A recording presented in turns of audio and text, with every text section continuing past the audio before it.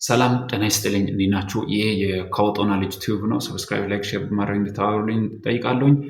ዛሬ በእንግሊዝ ፕሪሚየር ሊግ 34ኛ ሳምንት በታላቁ ኦልድ ትራፎርድ ስቴዲየም ማንቸስተር ዩናይትድ ከብሬንትፎርድ ጋር የሚያደርጉት ጨዋታ ይጠበቃል። ይህ ጨዋታ በዩኬ አቆጣጠር 8 ሰዓት ላይ በእኛ በኢትዮጵያውያን አቆጣጠር ደግሞ 8 ሰዓት ላይ ይደረጋል። ይህ ጨዋታ 8 ሰዓት በዩኬ ነው፣ በእኛ ደግሞ 4 ሰዓት ነው። ይህ ጨዋታ እንግዲህ በጣም የሚጠበቅ ጨዋታ ነው።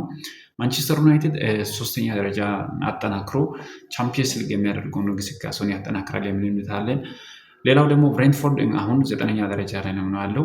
ወደ ኮንፈረንስ ሊግ ወይ ደግሞ ወደ ዩሮፓ መድረክ ወይም አውሮፓ ሊግ መሳተፍ ከፈለጉ ይህን ጨዋታ ማሸነፍ አለባቸው።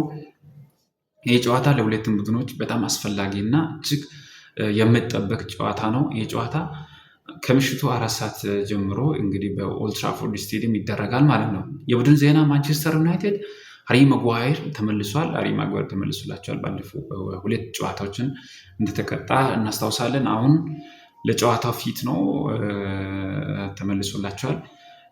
ሊሳንድሮ ማርቲኔዝ በቅጣት ምክንያት አይሰለፍም፣ ሳስፔንድድ ነው። ሌላው ማቲያስ ደሊት በጉዳት ምክንያት በቅርቡ ወደ ሜዳ መመለሱ ይታወሳል። አሁን ግን በቅጣት ምክንያት ወደ ዛሬ ጨዋታ አይሰለፍም። ማቲያስ ደሊት በማንቸስተር በኩል አይሰለፍም። በብሬንትፎርድ በኩል ኢገር ቲያጎ አይሰለፍም። ይህ ተጫዋች በጣም አስደማሚ ጎሎችንም እያስቆጠረ የሚገኝ ተጫዋች ነው። እንግዲህ በዛሬ ጨዋታ አይሰለፍም ማለት ነው። ይህ ጨዋታ ከምሽቱ 4 ሰዓት ጀምሮ በታላቁ ኦልድ ትራፎርድ ስቴዲየም ይደረጋል።